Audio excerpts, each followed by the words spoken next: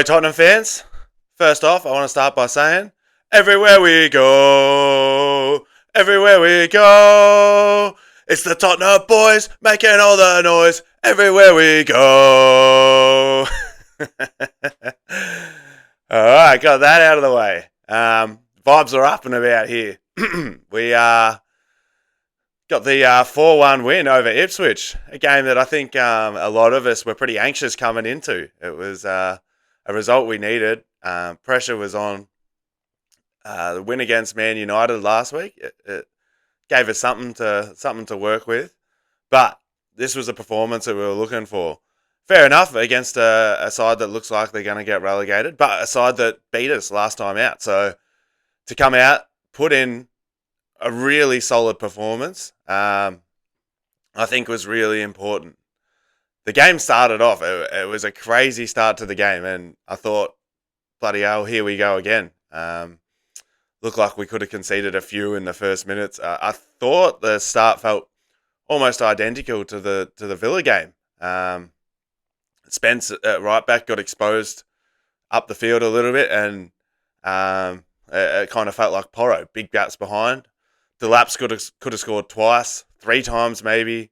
He had a header that was a ripping header. He's a talented young kid that came off the crossbar, and Vic was left just standing and looking at it, bounce back in. But we rode our luck for those first 5 or 6 minutes and got through that part of the game, which was really important, that we managed to hold on and not concede at the start, because I think if we had gone 1-0 down very start of the game, it might have caused some concern, and we might have fought back and still won. But it's always tough conceding early, and that's when heads can drop and the pressure mounts and the home fans get up and about and on your back, and it's tough to fight back from those positions. We sort of fought into the game after that and started to gain a bit of control. Bergvall could have scored from a ball that Son found him with. He found him a bit of space, and Bergvall got the shot away, but it wasn't a great attempt, and it was relatively straight and into a block by Ipswich. There was a bit of a heart-in-mouth moment for me, at least, at first, when Spence looked like he'd hurt his groin, went down holding, and it turned out he actually hurt his groin rather than his groin, if you know what I'm saying. Which I feel for him, because those are painful ones. You never want to go through that as a bloke, or as a female, I assume too, but I can't speak from that perspective. So yeah, while better than a muscle injury to the groin, that's a painful one, but he managed to get up and keep going, which was good.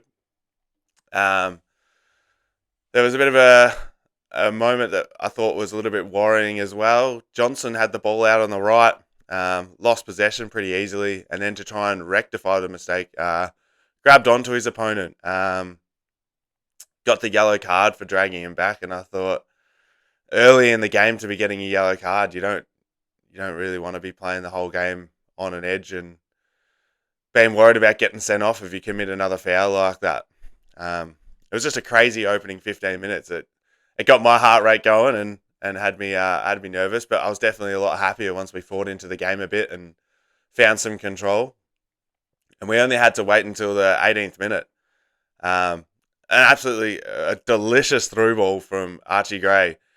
Just sent it, long ball from the back, perfectly to Sonny. Sonny picked it up, drove into the box. Couple of steps, pushed himself out left, fizzed the ball across the front, found Brennan Johnson in his usual spot, back post, easy finish, knocked it in. Once again, Brennan Johnson getting to the right spot to score. He just has an absolute knack of doing it.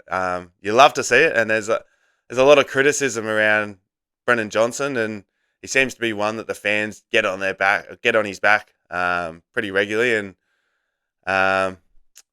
he was happy to knock that one in, and a little bit of a muted celebration and a little bit of a shush towards the crowd, and great to see Sonny get the assist. That's Sonny had a ripping first half. He was really good. He found found a lot of space and looked like he had the confidence back in his legs to try and beat a man, which is what we need Sonny doing. When Sonny's at his best, he's got defense on skates and looking like they're ready to fall over because they don't know which way he's going. And that was kind of how he looked, particularly across the first half of the game. And then we didn't have to wait too long again. The 25th minute, we had Bentancur feeding through Son this time. Gets himself into the box again. He took his time a little bit more this time. Rather than pushing right down to the line and trying to fizz it across the 6-yard box, he picked his head up, had a look around, saw Johnson over the other side of the box, fed it across to him, back of the net, bang! Another goal for Johnson. You absolutely love to see it.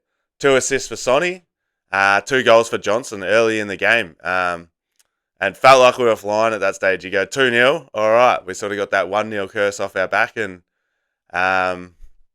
just you felt like we were in a bit more of a comfortable situation. Little note I took here that at one stage you could hear the fans chanting, "Hey, so Campbell," and I'm sure most of you know the rest of the lines to that song. I won't put that out onto the old YouTube, but it gave me a bit of a laugh, a nice little drive-by for Sol Campbell, because bugger him, huh? No love there for him. And fast forward to the 35th minute, we conceded a bit of a cheap goal, I think. Probably I thought Danso's only mistake of the game. I thought he had a really solid performance, but he sort of a bit clumsily and cheaply lost the ball. It was sort of stuck under his feet, a little bit of a scrappy moment. The ball ended up to Phillips for them. He fed through Jack Clark out on the left-hand side of the box. Fed it back across to Hutchinson. Hutchinson put in a goal. I think I heard the commentator say he's 3rd or 4th for the season. Wasn't a great goal to concede, in my opinion. I thought, a little bit frustrating and just created a little bit of a worry for us that the 2-goal cushion's really nice to work with. 1-goal cushion, all of a sudden you think another, even if you're on top, another clumsy moment or a moment of brilliance from the other team, and it can be back level again in a heartbeat, and then the game changes from there. Godfrey got a yellow card for a late challenge on Sonny, which I thought was coming. Sonny had him all ends up constantly in that half. Sonny just looked like Godfrey couldn't get near him, which you love to see it because we haven't seen enough of it from Sonny this season, despite his numbers being really good and boosted up his numbers with the 2 assists this game. But what we want to see Sonny doing is with that confidence, with that drive, with that motivation to take players on and create space for himself, because when he's on, and he's one of the hardest players in the league to deal with, and you love to see it. He's Tottenham through and through, and he deserves a performance like that after, I think, a really tough few months for him personally. I think he tries hard, and I think he loves the club, and I think he cares for the club. I think he probably takes the captaincy role with a lot of pride, and it's hard to have pride in what you're doing when we're losing games end on end on end. So getting these 3 league wins in a row and seeing Sonny back to performing at a high level is really, really important for Sonny and really important for the team. Late in the half, we had a chance for Bentancur. He broke into the box out to the right, created a little bit of space for himself and drove a pretty hard low shot. Didn't really trouble their keeper. He saved it fairly comfortably. I think he pushed it out for a corner in memory. Another moment late in the half, Tal went up for a header. Godfrey waited for him to jump into the air, and then, in my opinion, just took out his lower body. Didn't even really win the ball. Just sort of took out his lower body. I think the ball bounced off Godfrey's shoulder or something. And did I say Sonny then? It was Tal. Yeah, it was Tal that was in the air. He came down. Tal looked like he hurt himself on the landing a fair bit and couldn't believe he didn't get the foul. And I completely agreed with him. I think you see it sometimes that players will wait for an opposition to jump, and then once you're in the air, you've got no control over your body in if someone comes in and gives you some impact, it can throw you all over the shop. And I think the referee's got to be protecting the player that's getting up and trying to win the ball in that situation. I don't think he did. And I don't think it would have been a second yellow had the foul been paid. Um, but Godfrey would have been nervous if the foul had been paid because he was already on that booking and had already put in a couple of clumsy challenges. And I think that was one of them. I think that was one that was missed by the ref. I was a bit frustrated. I said, "How are you not protecting the player there? The player that's trying to win the ball has got to be protected first, and someone can't just come in and clean them up, taking the easy opportunity when they're in the air and at the mercy of whoever's trying to put the physical pressure on." Um, I did take note that apart from Danso's mistake, I thought Danso looked really good. I like his positioning. I think we've had some centre backs that when they push further up the field over the years that you get kind of worried that all of a sudden there's some big holes behind them, space for the opposition to play into, which obviously if he moves up, that space is still going to be there. But he seems very aware. He seems to look around and take a lot of awareness of not only the opposition's positioning and where they seem to be creeping towards, but also what we're doing with the ball. As the ball sort of came down to the wing on one moment, he sort of pushed up tight, and then our direction of play changed. Obviously, we decided not to try and go around the right-hand side, and we started sort of feeding it back.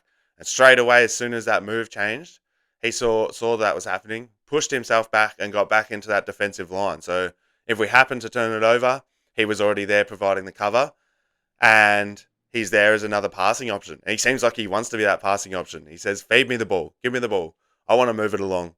I think he's been absolutely outstanding since he came in, and I really like to see that side of the game. Someone who's awareness of the risks both way, willing to take risks, but also with the knowledge and smarts to go, "Hey, when should I take the risks? When should I adjust back? When should I provide some cover and make sure that we're defensively sound?" And he seems to be really good at doing that. Um, I thought in the first half we looked great with Adogi and Spence at both the fullbacks. I think they look like an elite partnership on either side. I think they have some similar characteristics. They can both dribble the ball. I mean, we found moments with both of them, I think, that they pick up the ball in a tight spot and we're trying to come out of the defence and they just wriggle their way through like a couple of little gaps, absolutely just leave their players for dead. And all of a sudden they're pushing into the midfield or pushing out to the right or the left, depending on who you're talking about, and finding a good pass. I think they both put pressure on, both have good defensive nous. I think we just look a lot more balanced with those two out there. And that's not necessarily any slight towards Porro. I think he's done a lot of good for us. But yeah, I don't know. I think that combination, it excites me a lot. And I think it really provides some like solidness to the defensive line and also provides some really good options in our attacking movements too. It's really good to see because, as we all know, our defense has been shaky at times this year. And I thought another note on Danso. I mean, he was playing on the left hand side of defense, which I assume isn't his strongest position. But based on the performance against Ipswich, I think he's obviously got the capability to play both sides of that defense, as it looks like Gray can do at times too. So with those two out there, despite the fact that we all want to see Van der Ven and Romero back, I think they're both providing really good cover and really good options. And I mean, I'm really excited by both of them. And I think Danso will be constantly putting his best foot forward to say, "Hey, I'm not here just to sit on the bench. I'm not just here to be a backup and you view me as once players get injured, I'm going to be used." He's saying, "I can play the game. I can play the game at a high level and I want to be out there playing the game." And that's what you need from your whole squad ultimately. And like, obviously you're not going to have every player performing at the top level, but if you can have players that are there or thereabouts and putting in good shifts, it puts pressure on the whole squad and really drives the standard up. And anyone who is in first team selection, they're looking over their shoulder going, "I've got to perform, otherwise I might be on the bench next game." And the ability to rotate through if you've got high quality. All the best teams that win stuff tend to have options. And now that a few players are coming back, it seems like we are getting the options, and players seem to be stepping in and performing straight away. I was quite nervous that all this talk of, oh, when we get players back, when we get players back. But I think it can be hard to find the pace of the game and find your feet straight off the bat when you come back from injury. I think sometimes it takes players like a little while to settle in and find some form. But fortunately, a few of our players that have come back from injury just seem like they're stepping in and raring to go. Maybe that comes from the discussion that Andrew's been talking about, that we've given the players a bit more time to get back, find their fitness, and make sure they are raring to go when we bring them back in, rather than the mistakes that we've made previously of rushing players back when they're not quite ready. And apart from performance, getting re-injured. But yeah, I think everyone who's come back in so far has like really offered a lot. Um, Godfrey got dragged off at halftime. Yeah, I think that would have been almost purely to do with his inability to handle Son. Which props to Sonny. If you're forcing the opposition team to make changes, you're doing your job. Um, because they come out with their ideal starting lineup, and if that's not working, all of a sudden they're trying to switch things up, and that puts them on the back foot. And I think a lot of times we've seen us in that position where we're swapping our midfield at halftime, trying to find some legs or trying to find a combination that's going to work for getting us back into the game. And that didn't have to be us this game. So really pleased about that. Um, we had a bit of a nervy moment pretty early in the second half when Vic picked up the ball. I'm not sure how, it might have been 10 minutes in, but Vic tried to dribble out of the box to the right hand side, and the pressure started closing in a little bit, and he came out of the box, and then I think he passed it to Spence from memory, who was under pressure. We turned it over, and I thought, bloody hell, here we go. Vicario's way out of position, and if they could find the ball in and get a shot on target, we could be in real trouble here. Fortunately, Bentancur got right in the path of the ball, made a good interception to break down the move, and I think we did turn it over again a little bit up the field from memory, but covered that danger, and what was potentially a very dangerous moment fizzled out. And that's what the good players will do. You take risks, and if you make a mistake, or if it doesn't come off, get back, cover for your teammates, work hard for your teammates, because you want your teammates taking risks and doing the right things. And when the cover's there, players are going to be more keen or more confident that they can take those risks. And so when they come off, it's worthwhile. When it doesn't come off, you've got teammates there that are covering for you. That's what the best teams should do. Move into position, have a look where your teammates moving, and cover those spaces. So that was really nice to see. It was a poor moment that turned into, I think, something good to learn from, and a good note of players working for each other. A doggy gave away a foul in a really dangerous position at the edge of the box, which you never like to see. I much prefer when we're getting fouls in dangerous areas near the box, and we can have Matters step over it and curl one into the top corner. And I'm not sure on Ipswich free kick taking ability and who's the best on the ball for them, and whether they score too many from free kicks. Obviously, being at the bottom of the table, you wouldn't think so. But I think anytime an opposition team is right on the edge of the box about to take a free kick, it's nervy, because your goalkeeper's under pressure. You're relying on the wall to do his job. And this time, the wall did do its job. The ball got in the way, got the block in. The ball rebounded out. Ipswich picked up control of the possession again and curled a ball into the box. And Wolfenden, who came on at half-time, he put the ball in the back of the net. Fortunately, I don't know what Ipswich were thinking here, and good work by all the Tottenham players to move that line up. There was about 3 of them offside, I think. I think commentators said 4, but I mean, there was a few of them all in an offside position, including Wolfenden, and just wasted that opportunity for them, because if they're all a bit more aware, we could have been in danger there. And fortunately, the Spurs players were more aware defensively, which I said about the last game. I think our defensive line improved a lot. And I think so again. Not that I don't think we're catching them on offsides as much as we caught Manchester United offside in general play, but in a situation like that, it saved us a goal, essentially. All it takes is one player slacking off in that situation to be too far back and all of a sudden playing everyone on side and they get an easy knock in. And that didn't happen. Um, Another note I took, Delap. And I love the way Delap plays. I think absolute talent. He's no doubt about that. He's got pace for a pretty big lad. He moves into space well. He's obviously got a shot on him, good head on him based on that header that hit the crossbar. But at one stage he went down holding his ankle. No, I mean this is a minor note, but went down holding his ankle, wanting a free kick. The free kick got waved away, and the ref said play on, and we were passing it, and straight away sprang back up. Went from looking like he was in severe pain holding his ankle to sprang back up and sprinting to try and put pressure on. And hopefully the ref sees those things too and goes, all right, so you're trying to pull the wool over my eyes a little bit, because that's not the way I like to go about things. I think play to the whistle, and yeah, it's good to have a bit of shithousery and try and win free kicks. I think Matters is one of the best at it for us.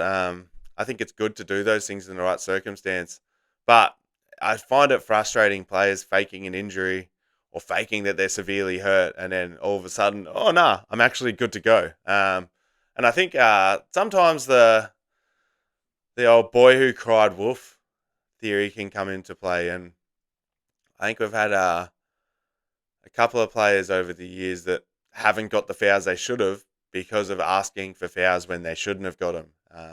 So it can come back to haunt you, and it's not always the best tactic. And as I said, not the way I like to go about sport, but I do like a bit of gamesmanship at times. It's all just picking the moments, and I don't think faking an injury is gamesmanship. You can go down without having to pretend like your ankle's on fire. I couldn't believe there was a moment.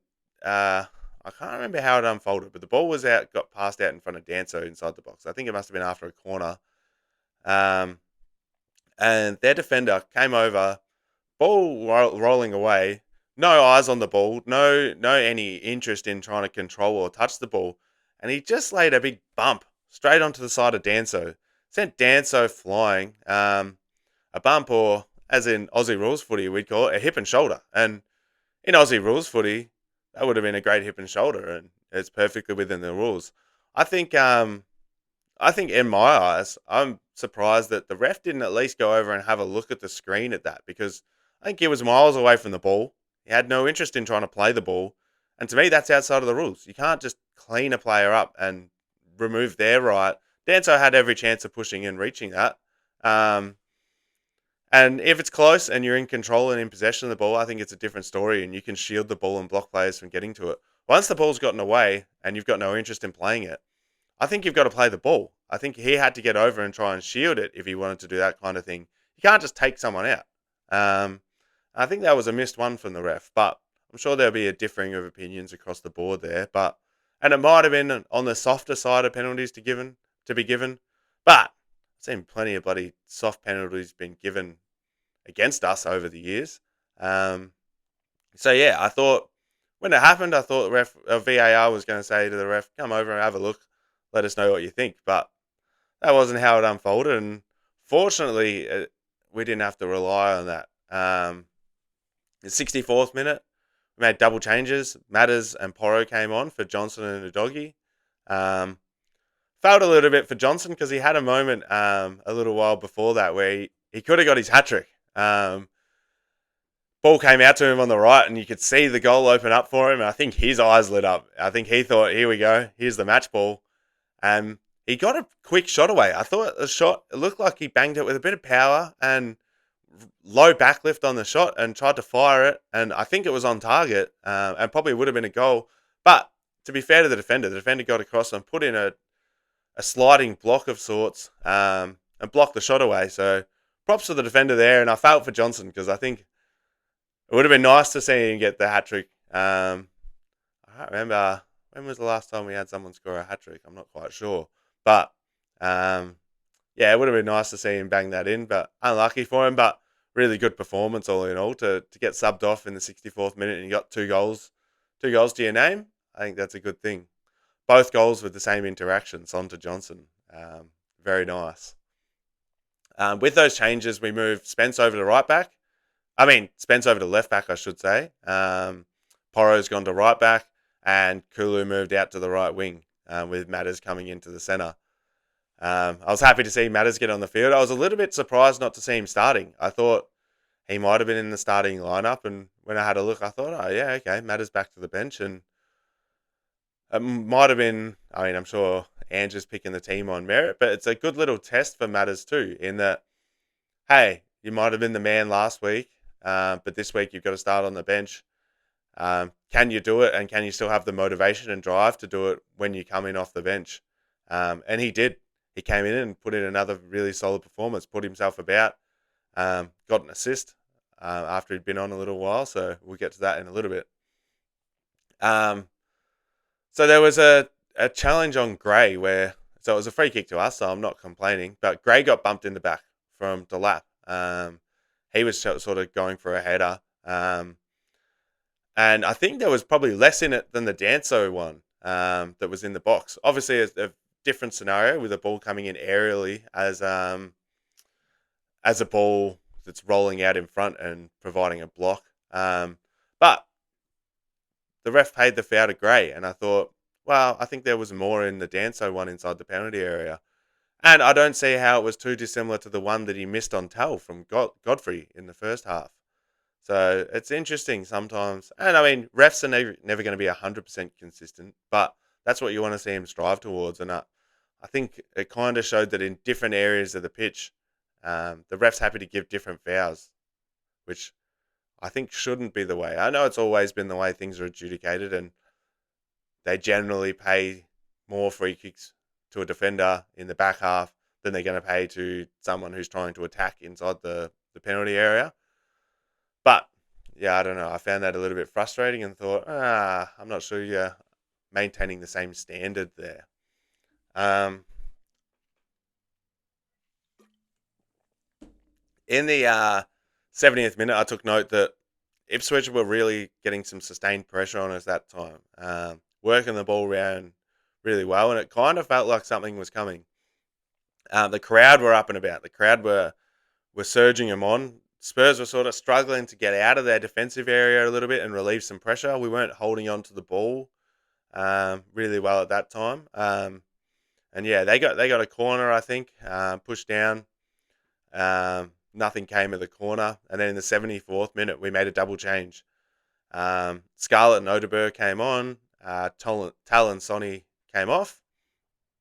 Sonny went over and gave Matters the captain's armband, which I'm sure Matters would have been happy to have on his arm. And I thought good changes. I thought Sonny, while he was on fire in the first half, I thought he tired out of it a little bit and wasn't quite being able to work as hard and wasn't providing the threat that he had been. It was a bit of a quieter game for Tal. I think he still really worked hard.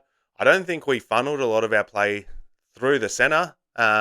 A couple of times when we got the ball out wide, I thought Tal was in the right position for it to get fed across to him. I know in the first half at one stage, Sonny broke out to the left and instead of trying to fizz the ball across the box or pick out someone, he took a shot himself, which might have went wide or might have got saved wide. I'm not sure. But I looked and saw Tal was in the exact same spot that Brennan Johnson was in for the first goal that Johnson scored, and it could have just as easily been a fizzed ball across, and Tal could have been finding in the back of that in the same way. So I think he worked really hard and was trying to get to the right positions, but I think we just sort of played a little bit differently to how we played against United, and we're really coming around the defense a lot of the time rather than trying to funnel balls through the middle, which meant Tal was probably a little bit isolated at times. A couple of times he worked hard to get out wide to try and find some space and get himself on the ball, and he dribbled through. He picked up the ball really wide at one stage, and he held onto the ball for a long time. He sort of dribbled his way through the middle and along the edge of the box, and I think he ended up just laying it off for an easy pass.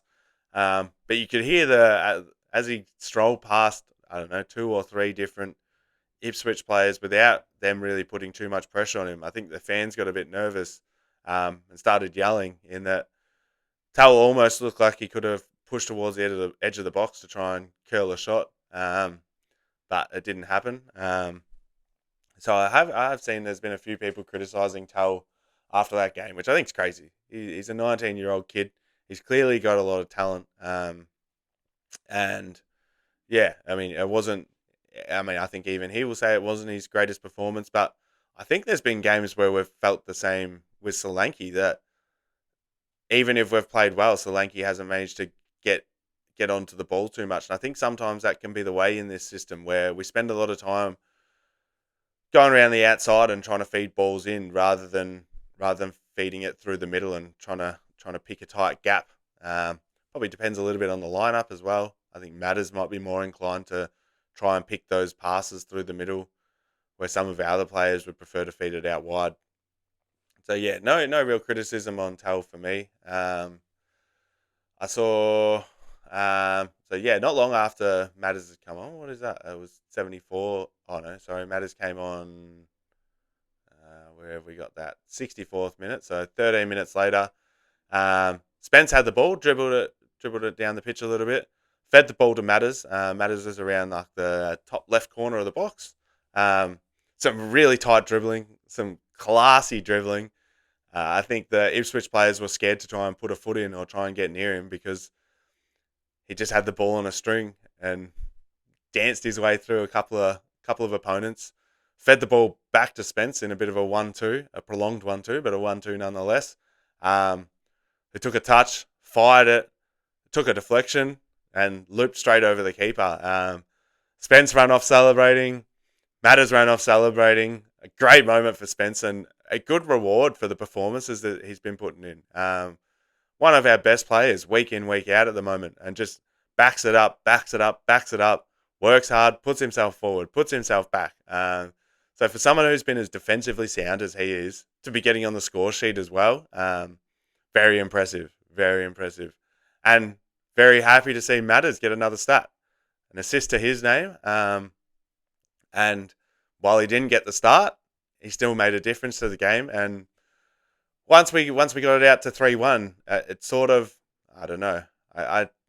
Any score can be turned around. Football's a funny game sometimes. You never know what's going to happen.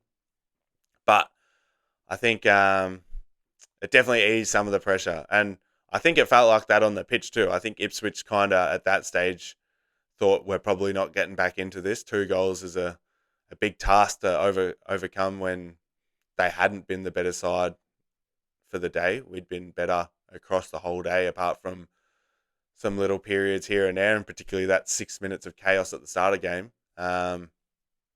So yeah, I thought we settled into it a little bit then, and I know at least my anxiety settled a little bit because I watch games on high anxiety. Tottenham's done that to me over the years. The 84th minute, Scarlett contested for a header, flicked it over with like a backwards header, and found Decky out wide. There was a bit of a clash of heads in the header, which is painful. A clash of heads is not fun. I got knocked clean out from a clash of heads playing a game of Aussie rules years ago, and I think I woke up about 2 minutes later. And so they can be damaging and they can be really painful. So I feel for the Ipswich defender who went down holding his head there, and I think Scarlett even ran off and he was rubbing the back of his head. Sorry, after that happened, but Decky picked up the ball. It found him well. It was a really good header, and I think Scarlett clearly knew he was there. Clearly knew where he was trying to feed the ball to. Decky just picked it up and ran with it, and just kept running. Found his way towards the edge of the box, and I was thinking, what are Ipswich doing? They need to shut him down. You don't want to let him near the edge of the box. And he took a little step inwards and just curled it, a beautiful curling shot, and just straight into the inside of the post and straight into the back of the net, 4-1. And then you go, there we go, classic Decky goal. Yeah, anytime he's going to be trying to curl a shot from the edge of the box, you know he's going for that far side most of the time, and he's got the technique to do it, and he's done it once again. So that was really nice to see, and really nice to see Scarlett get an assist too. That's a stat for him. I did have a quick look through. I think it might be his first assist in the Premier League. I know he hasn't played a lot of minutes. He's had a few substituted performances here and there, but hasn't got a lot of minutes in all those opportunities. So nice to see him get that. Hopefully we can see a goal from him in the Premier League at some stage soon. Um, just going to go through and give a little bit of feedback on. I'll go through some of the stats. Interestingly, Ipswich ended up with 17 total shots for the game, while we had 10, which I don't think tells a true story for the game. And I'd be interested to see how many of those shots came from that chaotic period at the start of the game. I think they must have got about four in the passage that they almost got the ball over the line and ended up getting paid offside. But Vicario had kept it out anyway. I think there was some concern, and in that moment, Vicario ran over to the ref and was arguing with him. I think, or looked like he was trying to argue. And I could lip read the ref, and the ref was saying to him, "Offside, offside, offside." And it looked like Vicario was still trying to argue. I'm not sure. Maybe there was a little bit of lost in translation there, and he didn't know what was getting said. But so I think they picked up a lot of their shots from a couple of moments like that. They also had a lot of block shots. I think they had 7 block shots out of those. They only had, out of those 17 shots, they only made 5 on target out of 17 shots. So despite having 17 shots, didn't really work Vicario that hard. And that resulted in them only having an XG of 1.15 from their 17 shots. Whereas we had 10 shots with 6 on target, much better on target efficiency. And I think that's part of Ange's system. I think they had 7 shots or 6 shots from outside the box where we had 1, which might have been Decky's goal, actually. But I think it's part of our system that, yeah, you want to see players take a ping when they see the opportunity, but I think we really try and create high-value shots and high-value opportunities, and that was represented in that from our 10 shots, we ended up with 4 goals, obviously, and a 1.71 XG, which is nice to see. I think, only one of our shots off target for the whole game, and we had 3 that were blocked. So really good efficiency from the boys out there today, or the other day, I should say, by the time I'm recording this. Had my mum's birthday catch up after the game, so I wasn't able to get straight on and get things recorded. I think more than likely with the 2 goals, Johnson was man of the match. But despite his 2 goals, I think it could get shared across pretty evenly. I think a really good team performance rather than we just had one standout player for the day. Obviously, as I mentioned before, Sonny, he was electric in the first half, and just some of that movement really offered us a lot and is exactly what we need to be seeing from him. Bergvall, another solid performance. His energy, once again, I'm probably going to say the same thing about him every time. His energy, his willingness to get stuck in, his ability to maneuver his body and create space for himself and then find a successful pass, I think is really important. Bentancur, I thought, had his best game that he's played for a while. Another solid performance after a relatively solid performance against Manchester United last week, which is good to see. I think Bentancur at his best offers a lot. Bentancur at his worst goes missing and is sloppy on the ball. So we really want to see him at his best. And obviously he's still overcoming a few injury troubles and trying to find his feet again. So I think him getting minutes into him and improving his performances is what we want to see. Kulu had a really good game. I thought he was solid all the way through. And nothing bad to say about the back line. Spence, obviously huge, and getting a goal really adds to a performance, but I thought he was really good, and I don't think we looked like we lost anything from him when he was at left back or when he was at right back, or vice versa, since he started at right back. It was nice to see him get some minutes at right back, though, finally playing in his natural position, and then having the flexibility that if we wanted to bring Porro on and take Udogie off, he can switch over to that side, or depending on where we need him, I think he's going to be able to be deployed in different positions. I even remember him stepping in centre back one of the games when we had quite a few injuries. Maybe that was that game against Chelsea quite a while ago. That could have been that one. I'm not sure. Don't quote me on that. But yeah, we have even seen him step in at centre back at one stage. And Danso, I thought, it's funny, I look at SofaScore and They've only got Danso and Gray as a 6.9, which I mean, still a relatively good score. You're not complaining about. That's basically a 7. I would have bumped them up to a 7 at least. I was very impressed with both of them. And as I said, particularly Danso, I think he works really hard. I think he's really offering us something different across that back line or in that centre back position that we haven't had for a little while when a couple of our mainstays have been injured, or maybe I can't call them mainstays considering they're injured so often, but a couple of our first choices, I should say. Um, Good game for Vicario, no complaints. I don't think he made too many glaring errors.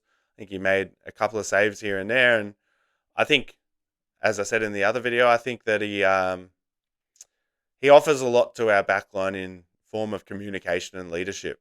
And given it's a relatively inexperienced backline, still, even with players returning like a doggy, there's still some inexperience there and some lack of cohesion that comes from playing games together. So having a general behind them that's yelling at them, dictating things, letting them know where the danger is, and happy to take that responsibility onto his shoulders has made a big difference. From the subs, Madison, I think, was the best out of the subs. Obviously, got that assist. Was lively when he got in. Put himself about. Definitely didn't discredit himself at all with that performance, and just had the energy and the work rate and the desire that I hoped he would still have coming on from the bench. I hoped he didn't have a bit of a chip on his shoulder from being benched after being potentially our most important player, or at least our goal scorer from last week. I hope that didn't sort of affect his motivation at all, and it didn't, which is really good to see. And I didn't think it would, but it always worries me, and I always think about potential positive and negative outcomes. Which, funnily enough, despite my podcast being called the Tottenham Tirade, I haven't had to go on too much of a tirade so far. The performances have all been positive since I've started this up, so that makes me happy. I'd much rather be positive than negative, but I'm sure at some stage I'm going to be voicing my thoughts through the through the microphone. Out of the others that come on, I thought Porro was okay. I didn't take too many notes on him. I think he was solid enough. Didn't get caught out. Odeberg, good to see minutes get into him. I thought didn't probably get on the ball as much as I would have hoped after I saw him come on. I thought, good, he's getting a few more minutes than he did in the previous game. But we just got to keep building up his legs. We got to keep getting him out on the ball and just keep giving him that opportunity because he's got so much talent and obviously returning from a really long injury layoff. He'll get there. He'll get there. I'm confident. Scarlett obviously got that assist, and once again, great to see some minutes get into him because I think now's the opportunity to get some minutes into him, and he can put his hand up and say, "Hey, when Solanke gets back, I should be the second choice centre forward. It shouldn't be Tal." Because that's what you want players doing. I'm not saying I'm calling that either way. I think Tal's obviously got a lot of talent. I think Scarlett's got a lot of talent too. So if he can keep taking opportunities and creating things for himself, anything can happen. Nothing's ever a lock in football. No one's ever guaranteed a place. It's all going to come down to performance and how the manager sees it. So if you can put your best foot forward, you're always a chance. And I think Scarlett would love to make it as a Spurs player. So good on him. Good on him for getting the assist. And despite the assist coming from some really good work by Decky, as I said, I think it was a really good header, and he'd got down the pitch to work to that position to be on the receiving end of the ball, which you have to put yourself in the right positions, and he did that in that moment. The other one that came on was Basuma in the 85th minute. He came on for Bergvall. Obviously pretty late in the game. I didn't clock too much of what he did. 4 out of his 5 passes were accurate after he came on. He won 1 ground duel from 3 attempts. He did lose possession a couple of times and put in 1 tackle. So not too much to note on Basuma, but handy to be able to make an experienced sub late in a game. It's always nice to be able to kind of shut it down and bring some fresh legs on that have the experience. So yeah, I mean, overall, a really great performance. still not without its issues. Geez, if we had gone 1-0 down at the start, we might have been talking about a whole different story. But we didn't. We rode out the moment, and we scored a lot of goals today. 4 goals, you can't complain about that. Only conceded 1. It would have been nice to get another clean sheet and had it 3 clean sheets in the league in a row and 3 wins in a row. But I don't think any Spurs fan will be complaining about 3 wins in a row after what we've been going through.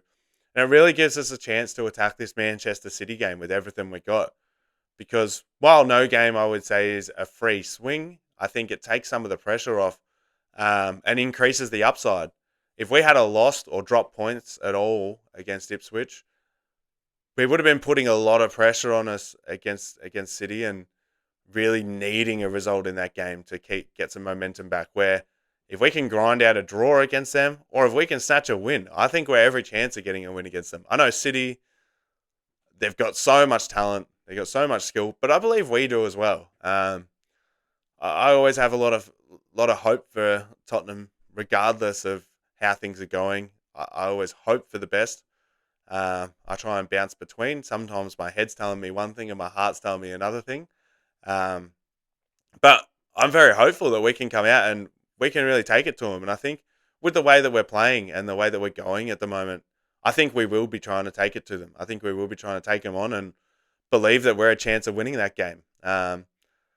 City don't love playing against us recently. It seems very odd to say, but a lot of people keep saying bogey side. So who knows?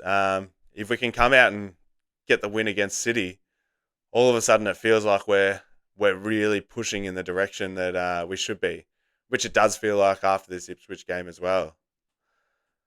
So yeah, that's going to be me for today. Absolutely buzzing with the result.